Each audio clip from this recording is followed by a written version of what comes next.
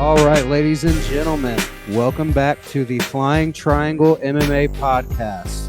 I myself am the one and only Schnozby, and right here with me, in person with me, I have, Matty Ice.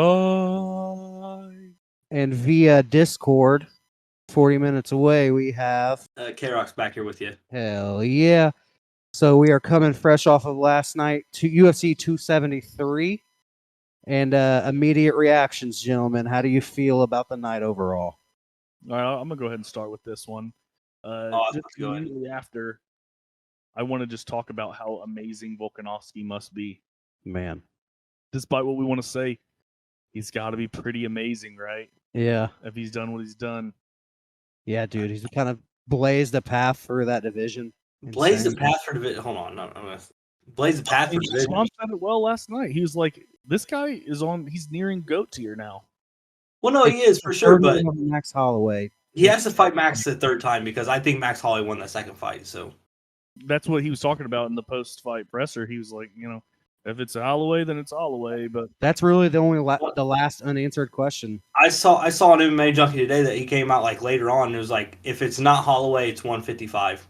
Like, interesting. He's pretty much like, I'm either fighting Holloway again or moving up. There's some fun fights for him at 155, but he's a pretty small guy. I think if he moves up to 155, you give him Michael Chandler. I think Michael Chandler would be a good fight for him at 155. I think he kind of picks him apart. I still think Michael Chandler's big enough that he's going to give him a lot of problems. He's just got to do it really early on, and he's got to end it. Otherwise, Volk would take over. And no, I get that. I get that. If they did fight, the problem is they did fight, they would never put it on a fight night. So they'd have to put it on like a pay-per-view as a co-main event that's 5 rounds against like a really high-level main event. He looked crazy last night.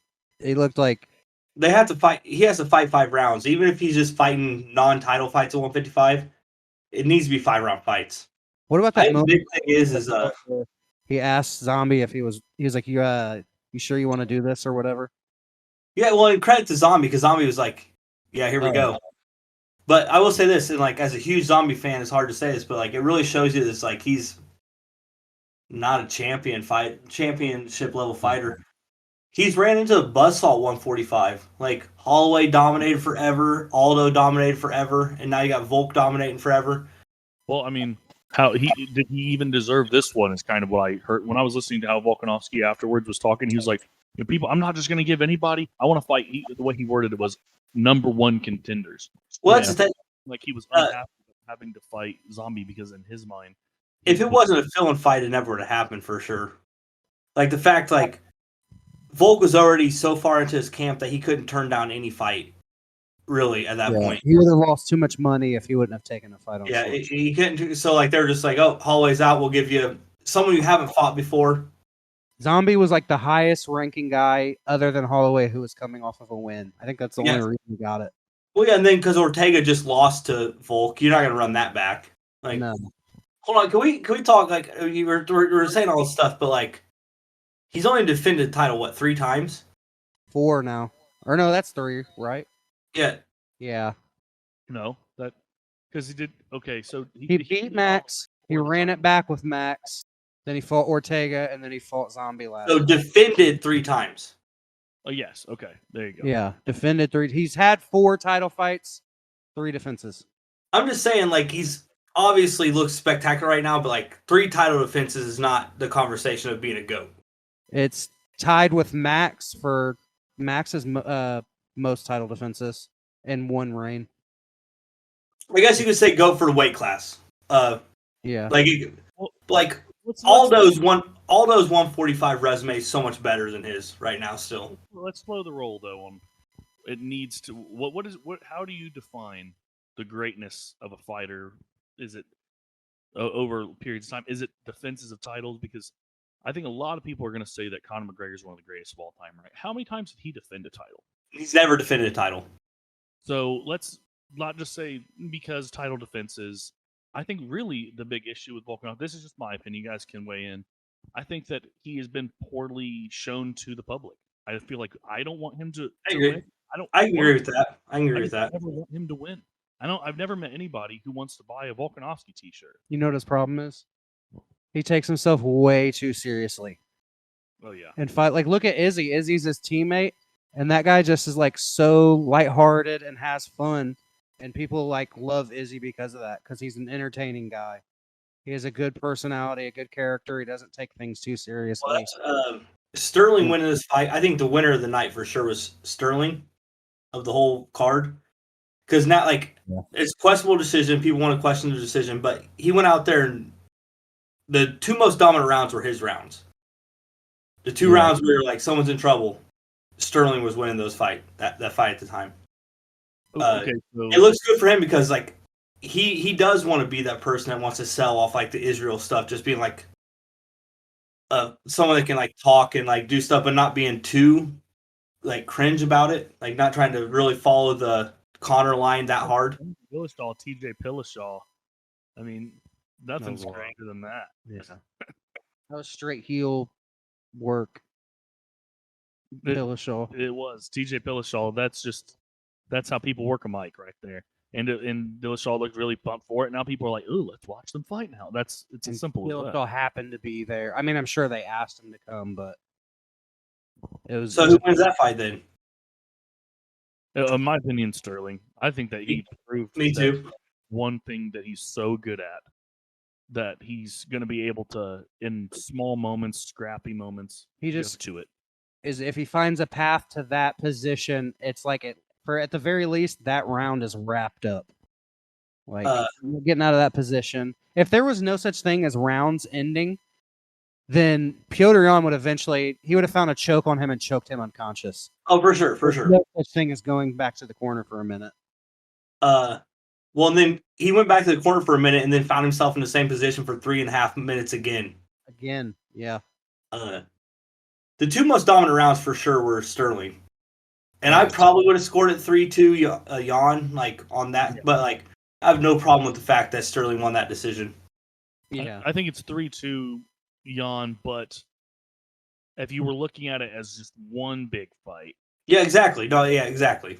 Like Pride style. Pride style was always like whoever comes closest to finishing the fight.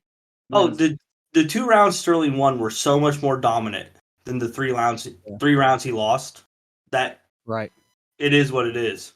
Well, last night was kind of a pay-per-view of some hated guys, kind of just making it happen anyways. You know, we spoke about Volkanovski, just nobody's rooting for him, and nobody was happy with Aljamain after the controversial championship fight. You know, so I feel like Joe Rogan was talking in the middle of it. I don't think the belt should change hands, but that's not really what the point of it was. Is Aljamain knew he was losing that first fight. My best chance at a rematch is this DQ. It would have been the same if there was a deep cut stoppage. And no, exactly. Yeah, that makes a lot of sense the way you say it like that. Like, he could have definitely probably got back up from that knee and fought, but like you said, he saw the opportunity of another fight for sure. If he just says, I think that if he would have gotten a deep cut, he would have been like, "I don't want to fight anymore." And but that's an opportunity to rematch instead of being stopped or going to a decision. This just makes me appreciate Anthony Smith even more because a similar thing happened to him in the John Jones fight, and they asked him if he wanted to stop, and he was like, "Nope." But if he would have stopped, he would have been light heavyweight champ, and wouldn't gotten a big money rematch out of it. But Aljo saw the other opportunity and was like, "I need a little more time to get ready for this boy." I like that. I like Aljamain's perspective. Yeah, I'm not mad at him. Imagine John Bones' biggest blemish is a situation like that. I mean, I want to move on to another thing about the card specifically was how it was kind of gutted. Yeah, we lost 2 big fights shortly before this. The Kelvin Gastelum fight, and then on the prelims, Rosenstruck versus Marcin Tybura, I think. And that was like literally hours before the weigh-in. Well, that was like that was weigh-ins where that got canceled. That fight would have been insane. Yeah, like because I think Rosenstruck would have slept that dude pretty quick. Me too. No, like he's lost 2 of his last like 5 fights. He was like 3-2 going into it. Yeah. But all of his fights were just way more impressive than who's he fighting? Oh, Tybura, yeah. Yeah, like he was 4-1 in his last 5 fights, but 4 of the guys were nobodies, and then he fought someone and lost. The Hamzat fight, man, we got to talk about that. Holy shit, Hamzat Oh. versus Burns. Dude, I would pay to just see them run that fight back, but they just won't. Yeah, Because like that. Most disputable, kind of controversial card of the year. I mean, we had 2 decisions that a lot of people disagree with. But there were big fights. It's Big not fights, like big just- important fights. Right. I will say this. I had Burns 2-1. I had Burns win the second, third round. But the way it turned out and the way the scrap was, like, you can't be mad about any decision on that fight. No. Unless someone goes 30-27. That's the only way you can get upset. Hamzat and Gilbert, like, literally, it's a corny cliche thing, but it was a literal example of it last night. Those dudes left everything in that cage. Like, they had nothing left at the end of those 3 rounds. I mean, Gilbert looked like he was a little fresh still, but those guys were fighting with everything they had. I think what it comes down to is both those guys earned a fight higher up. Both those guys earned a fight that was either a championship fight or a number 1 contender fight. Both of them. I think Hamzat, it's either a title fight or it's Colby, right? That's what I was reading an article today. That's exactly what it's going to be. They said that he's either going to fight the winner of Usman Edwards, Or and then Colby. and then the loser is going to fight Burns. Is what they said. I could see that. I was thinking that, or the winner of this Saturday's Luque versus Muhammad could fight Burns. That'd be a decent one. Well, Muhammad does. If Muhammad wins this weekend, he deserves something. Because Something. the Edwards fight was bullshit, and they gave him nothing afterwards. Well, he fought Damian Maia. I mean, I know Damian Maia is not. But like Damian Maia, he fought Damian Maia when Damian Maia was literally like, "This is probably my last camp." Like very open about the fact that it was probably the end of his career. Like mid-40s, I think. Yeah, For I'm pretty sure that when you're looking at Hamzat, Covington's the best matchup to book right now if you're Dana White. I think it's fun. I think it's a fight that could sell a pay-per-view without a title fight. So is it fight around fight? What you're saying? Yeah, 5-round main event. Yeah, do that. Hamzat's going to be in hell. It's going to be tough. It's going to be fucking 50-45 Covington. That's what it's going to be. I don't know about 50-45. I Nope. could see Colby winning, but not that dominantly. I think there's a huge chance he gets slept in the first. No. If he loses, it's for no. The thing is, like, he has way more chance of getting finished in that fight. But if it pans out the way every Colby Covington fight pans out, it's going to be 5 rounds of getting worked. I think Hamzat at least gets a round or 2.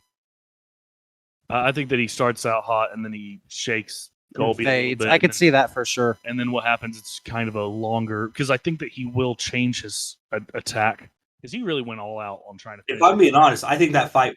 I think that if I'm like calling that fight right now, I got Hamzat first round finish. You just said that he'd lose every round, and He would, but he knows that. He knows that, and he has. He really tried to put Burns out last night. You know, he knows that he can't fight Covington for 5 rounds. I don't think anybody wants to fight Gilbert Burns right now. Ooh, not after that performance. He's going to make an example out of the next guy. Oh, for sure. Leon Edwards is gonna get killed by Burns. Saying it's gonna be Gilbert Burns winning. I'd like to see Gilbert Burns. Leon. Oh, he's gonna beat the brakes off Leon Edwards.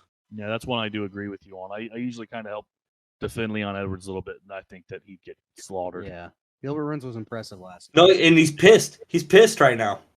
Yeah, The next guy that gets in there, if it's not Usman, you're in a bad spot. yeah. You know who it's not going to be? Mickey Gall, because he got knocked the fuck out. He did get knocked the fuck out. Yeah, absolutely slept. Hell yeah. So let's check out. Let's do the medal stand. Let's do Matt's medal stand. You guys okay with that? Yeah, go Yeah, for go it. Well, while we're just on the topic of the card, Dude, this is a hard fight. This is a hard card to do this on. Yeah, It really is. I'm gonna give the bronze to Peter Yan. I think a lot of people are saying that he's still the best, and guess what? Well, I could get a rematch, right? Good. The fact he fought off a rear naked choke in a body triangle for 7 minutes out of 10 is pretty impressive. Well, when I say he's going to get a rematch, I don't think he's going to get an immediately booked rematch. No, yeah. I'm saying he's going to win his next fight, Oh, he's for sure. He only needs one win. and I think that he's going to get it, and he'll be right back at Aljamain, and I think that I put my money on Jan after that. So I think you know who lost the most out of that fight? Jose Aldo. I could see your reasoning behind that, but Because he's like kind of on a tear right now, but they can't book him and Jan again unless it's for a title. Yeah, you're right. No, I agree with that. So they can't like the number one contender fight can't be Jose Aldo versus Peter Yan, and it should be, but it won't be. Yeah, no, I understand that, but Jan, we discussed this earlier. He got one of the new crypto bonuses. Yeah, that's huge. It comes down to what you were saying earlier. Voting started before the fight. So for people who don't know or listening to this, the UFC announced starting at this pay-per-view that them and Crypto.com have announced it's like a fan voted on performance bonuses that are paid out in Bitcoin. And it's 3 places. The first place gets 30,000 in Bitcoin. Second place is 20,000 in Bitcoin. And third place is 10,000 in Bitcoin. And what were you saying about the bronze, Matty Ice? Oh, yes. I was saying a big reason why I wanted to give Jan the bronze was because of that. Because however much money you're making, that bonus that the fans are going to get you. Right. If I was Sterling, I'd be pissed. I was like, this guy just came in and made more money than me in defeat. And he's going to probably be right back at my doorstep within a year. Right. I'm going to have to deal with this guy again. Yeah. So Peter Yan with the bronze. You guys can dispute it if you want. I think Peter Yan may have made more money than him before that bonus. Yeah, that's a good point, too. My silver is Volk. And the big reason is that he's not a gold. You might say, he destroyed some guy. He defended the belt again. There's nobody in his way. All this. He's favorite. He did what he had to do. Like, yeah. What did it prove? Right. It's like that top team in college football squashing the little guy that they pay to play. Yeah. So, Homecoming. He beat Korean Zombie. Korean Zombie looked like he shouldn't have been there.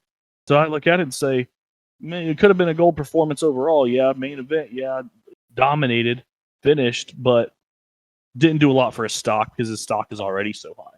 And the gold I'm going to get to Kamzat. Because did he really earn it? No. Did he learn the most valuable lesson that a young fighter can learn without having to lose? Yeah. Like he learned a lesson that most guys learn in defeat. There's a solid chance the way that camp works that Gilbert Burns is training there in a month. I don't know because I'm not that familiar with how that kind of stuff works. But I bet even in defeat now, because Gilbert Burns is like, I'm going to potentially fight this guy again. I don't want to work with him. That's kind of my first thought. I think Gilbert Burns knows that in a year, like after Hamzat has this run at 170 right now, he's going to permanently be at 185 in a couple years. Well, that's why the observation I made was that when he got tired, I was like, man, I wonder how much of an effect cutting to 170 has on him. So he's going to be 185 in a couple years for sure. Yeah, because he's a big dude, man. Big guy. So I don't think Burns is that worried about the idea of like having to go through him again. Well, so what I want to say is that I think he is the gold, but I also think the bronze is Gilbert Burns.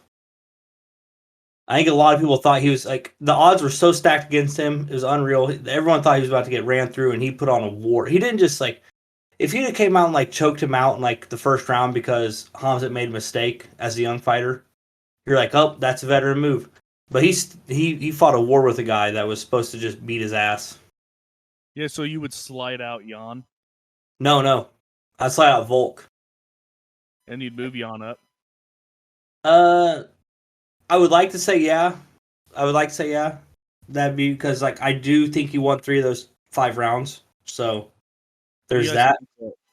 But I don't believe that like he didn't beat Sterling. He didn't take the belt from a guy.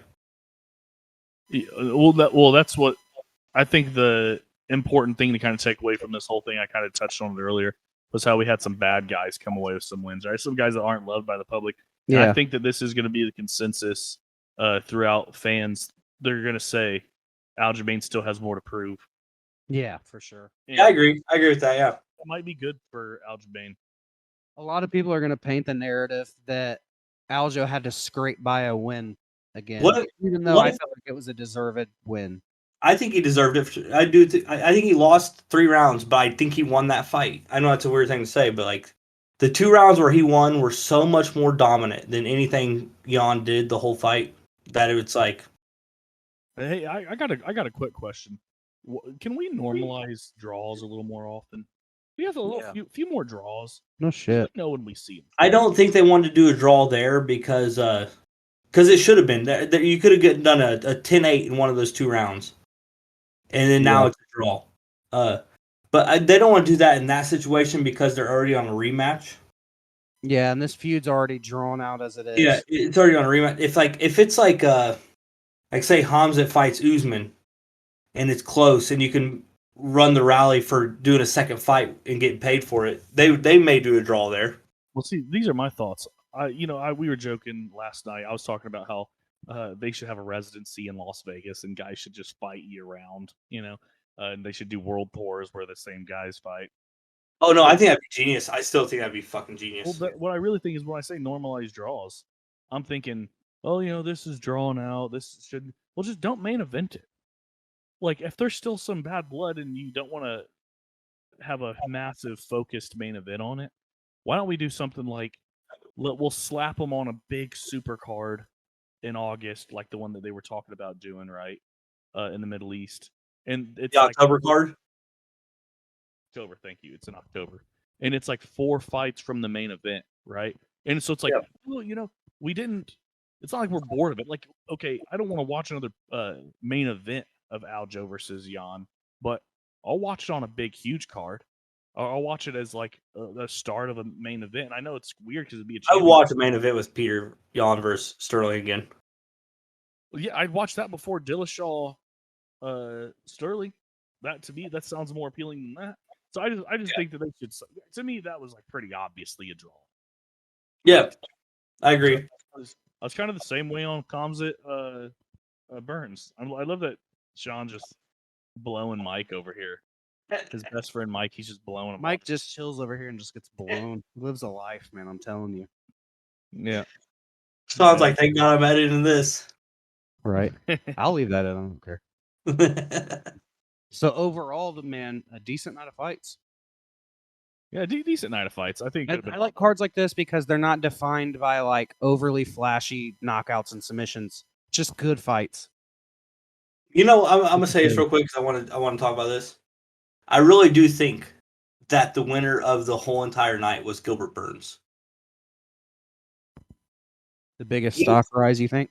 Yeah, they thought he was just going to be another fucking dude. This guy was going to whitewash, dude. It was nothing, and it was a war. Like it turned out to be fight of the year candidate.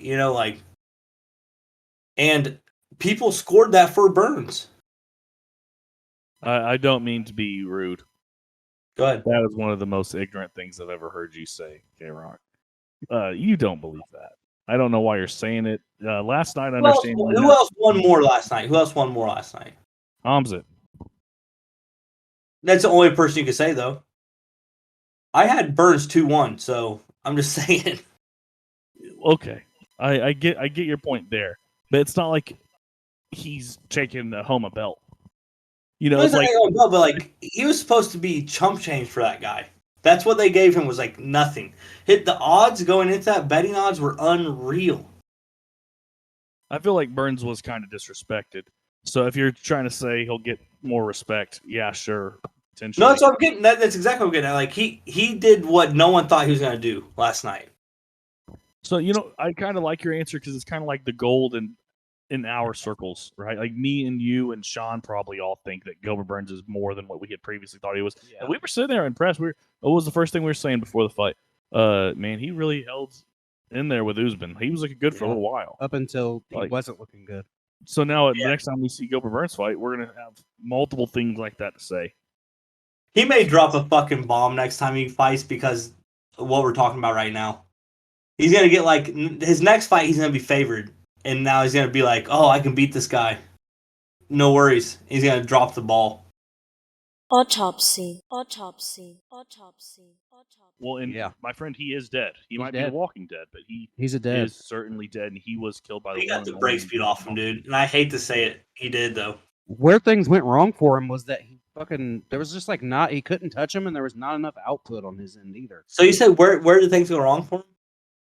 It's that, and then also like what's next for them. Where did things Literally, go the wrong? moment he stepped in the octagon is where things went wrong for him. Agreeing, answering the phone call to accept this fight. And I hate to say that because I wanted Korean Zombie to win that fight so bad because I love Korean Zombie. But like as soon as the bell rang in round 1, you're like, okay, this is not good. Well, I thought he fought a really composed fight, and I think like maybe he should have just been wild. Because like what happened? What's the worst thing that happens if you fight wildly? Well, Yeah, You're gonna get clipped, right? Yeah. But I he got agree. clipped anyways. clipped He anyways. couldn't do anything to stop it. No, I'm like, I agree. I 100% agree. 100% agree. Yeah, Mm-hmm. you know when there's fights, but that's their only shot. There's certain guys that thrive in chaos, and that's a guy that does thrive in chaos. So when he doesn't enter that environment, Well, and it's Volk like does a- not thrive in chaos either. do what? Volk really doesn't thrive in chaos. He likes to be like composed all the time. Yeah. Yeah. So you like, yeah, I think Matt's right. It would have been way better if Zombie was like, I'm not winning. If it enters the 3rd round, I already lost. Like, It was weird because he was like pressuring forward the whole fight, but he wasn't doing anything when he got close. He would throw things here and there, but for the most part, he would get close, and Volk would just quickly pick him apart with a 1-2 or something like that. Like it wasn't like it was just weird. Yeah, I wanted to. I don't want to deviate from the autopsy report, but I love doing comparisons. I don't remember who your comparison was the other day, K-Rock, to Volkanovski. You had a good one. I don't remember who it was. Mine was Matt Hughes. I was like, but this was before the fight. You got to keep in mind. So before that fight, I was like, I think Matt Hughes is a good comp, right? But Matt Hughes, a guy whose biggest wins were GSP and BJ Penn, and whose biggest losses were GSP and BJ Penn twice, actually. Yeah. And so, but now I don't feel that way about Volk. I'm like, oh, he's kind of creeping out of that really, really, really good all-time conversation because he's already in that really, really good all-time conversation. Right, 3 title defense, any division. Yeah, that's not done often. So he's already etching his name in the history books. But now he's getting closer and closer to those big names. I feel like Adesanya is kind of in a similar spot. I have to stop because like the Holloway thing. I firmly believe that Holloway won the 2nd fight, but like, so I'm not gonna give Volk his rose yet, like because of you. But you do agree that last night was a moment. No, it was he just destroyed him. It was like he's his outclassed him for sure. The championship around his waist is definitely a validated. No, I agree, and I think you have to have him fight Holloway again, and also I think he knocks Holloway out in this one.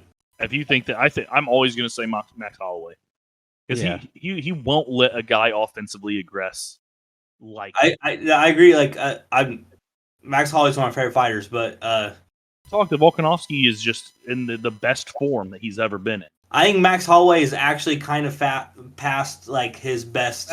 So what would be next for Korean Zombie? What's a fight you would like?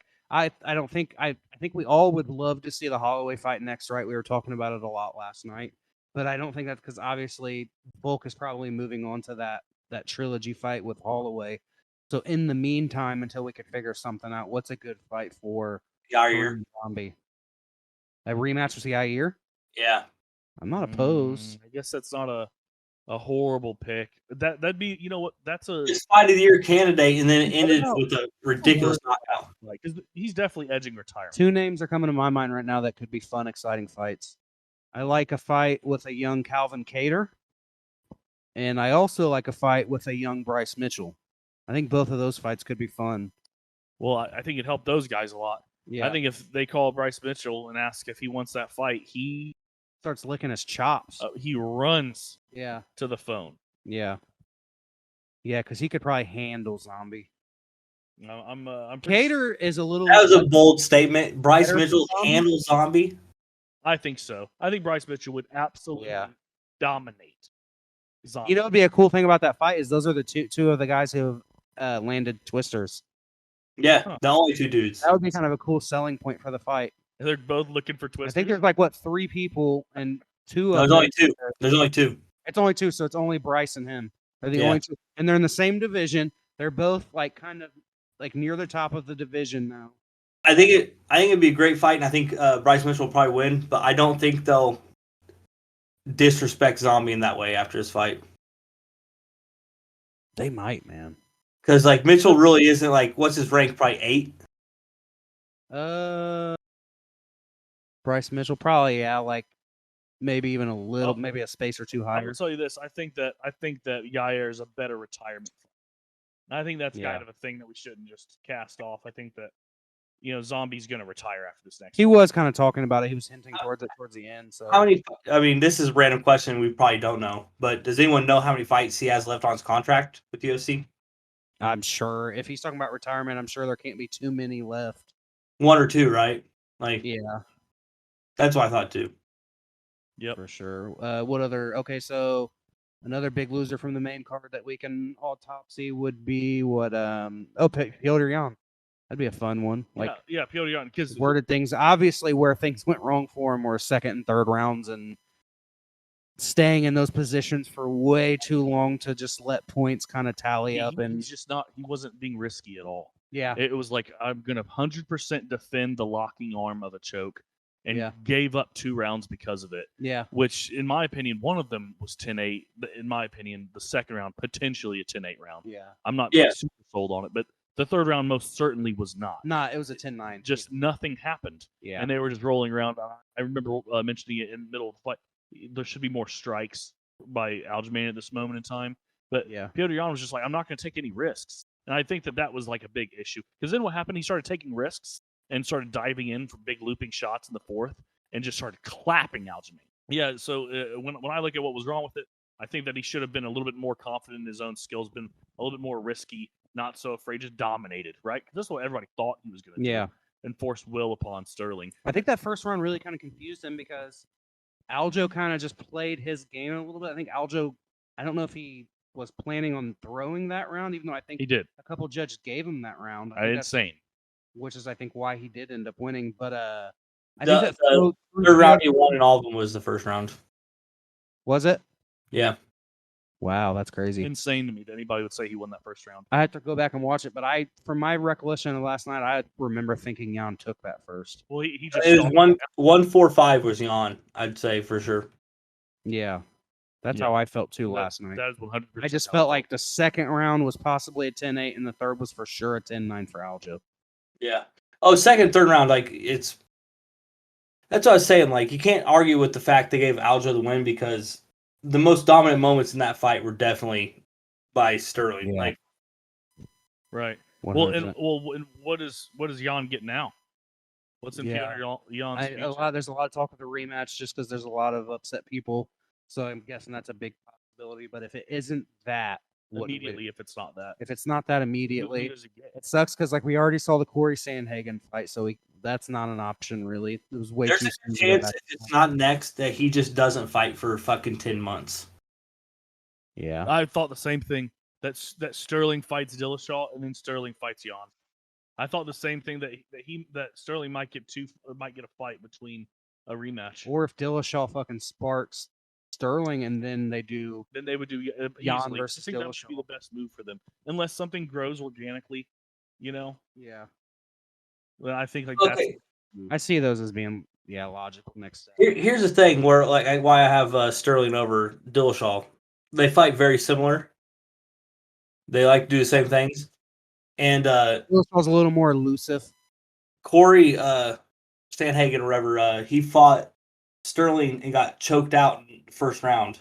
He fought TJ, who did the same exact thing Sterling did the whole time, but he did not get anything for 5 rounds. I actually had that fight to Sandhagen slightly. I remember I talked with you on the phone, K-Rock. I think during that fight, and I had Sandhagen winning that fight. Yeah, I mean, like, not upset with the verdict the other way though. Yeah, it was a terribly close fight. Yeah, terribly close fight. So I wasn't upset about it, but I feel like Jan's best avenue would be just to buckle down, wait to see what happens with Sterling. Because, like you said, if Sterling, he's gonna wait. He's gonna wait for sure. Dillashaw immediately fights Jan. Yeah, it's perfect. I see that happening too. Yeah. So, like, when I look at it that way, it's a layup. It's super simple, and we should hope that that's the way that Jan is thinking. But he might be demanding a rematch right now. Yeah, he might be on the phone with Dana as we speak. So, okay, so for a third autopsy of the night, we got to go Burns. We got to go Gilbert Burns. Yeah, because we talked about it a whole lot. But it's like Where did he lose? Let's be honest, you guys. It was with the judges. He lost with the judges. Well, I was gonna say is that first round was bad, so he should have maybe tried to start a little sooner, get things going a little quicker than he did.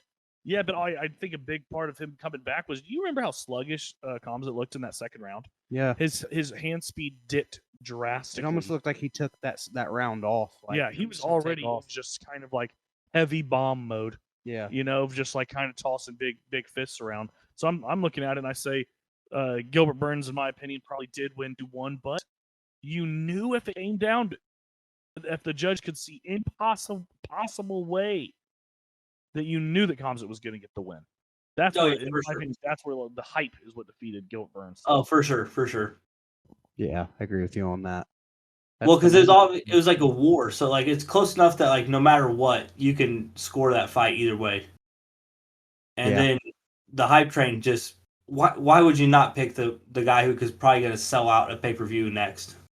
Like, yeah, I agree. You know what? Let's have some fun. I think we're getting so serious on the talk of these men brutally bashing each other in a cage, destroying each other's livelihoods. Let's talk about the fight on this card that I personally had more fun than I should have had watching, and that was the Dern Torres fight, which was just a couple of sloppy gooses. Sloppy gooses slopping around all over the place. It was bad. There was a couple parts in that fight where I was like, "Holy shit!" Like Mackenzie Dern's like the highest ranking. It's weird that she's like ranked so high because she's still to me kind of like prospect level.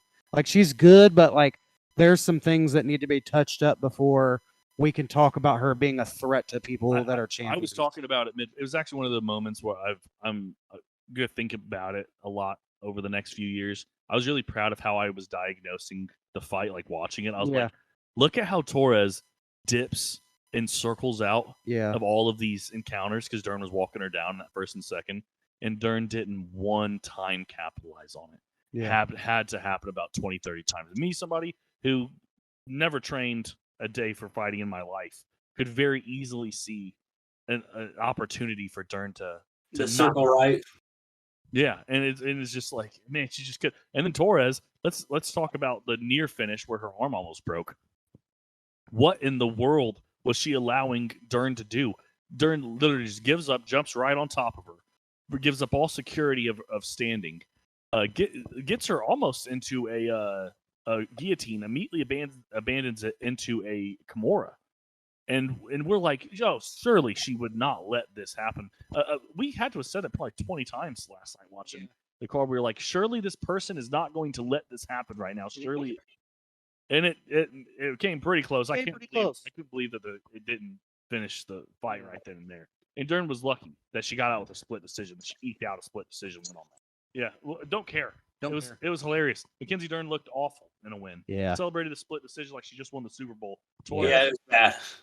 Tisha Torres, yeah. Tisha Torres looked like an absolute joke who needed to either rethink like being in the octagon at all or 100% new camp and team. You know what Stone Cold would have said if he was there? He would have said, "Get that piece of trash out of my ring right now." What a joke. You want to hear a joke? Mackenzie Dern. And the whole entire crowd would just laugh. Like, Mackenzie, what? Dern, what? Piece of what? Trash, what? That's what they look like, a couple of bumbling idiots. And that's where the card kind of like ends for me. Of course, we did have the amazing moment of Mickey Gall getting slept. And admittedly, I didn't see that until later in the evening. We got there pretty late. We missed the first fight on the main card, but everything we saw was aces. Well, he got absolutely tucked in. So that's always nice. All that matters. Mickey Gall got tucked in like a baby. I want to talk about. I don't want to do any autopsy on any of the other fights because that's what the card lacked. Really, was depth. Depth, yeah. Because we took some hits. Would have been fun to get a Gastelum fight. Would have been fun to get the Rosenstruck fight, but things happen and we lose fights. Yeah, and in the end, those fights have been insane. Yeah, it's okay because we got that fight night. And it's okay. That's how it balances, right? Yeah. You get an amazing fight night of knockouts, unbelievable moments left and right. Yeah. And then you just get a normal card. Which this was the card we were excited for about 4 months running. Yeah. We got to get together. Next big pay-per-view is a nice one, gentlemen. We don't have to go through a preview or anything, but it's UFC 274. It's May 7th, so next month. And it's headlined by Justin Gaethje versus Charles Oliveira. Fun. co-headlined by. Let me see if I can think of. I know for a fact that Michael Chandler versus Tony Ferguson's on the For a card. fact, he says. There's another title fight on the co-main event that I'm just struggling. I think it's a women's title fight. Oh, it's Rose Namajunas versus Carla Esparza, I believe. That's not a bad card. Not a bad card, ladies and gents. So I think that's it. You know, we can do. I was thinking about doing this for predictions, doing like a segment inside of a segment. Uh-huh. Our predictions is a segment. Another segment we can do is I'll die on this hill, and where you just have one thing you have to say when you look at that card and say I'll die on this hill. And I'm pretty sure I'm going to tell you right now I'm going to die on this hill that Justin Gaethje does not beat Oliveira for the championship, and that he goes down as that guy to me that just couldn't beat the top guy. I'm going to die on this hill that fight of the year candidate will come from this card, and it's going to be Donald Cerrone versus Joe Lauzon. No. I'll die on this hill, and this is a card. This relates to both this card and for the upcoming future. Tony Ferguson doesn't win a fight in the UFC ever again. Oh my God, that's a bomb right there.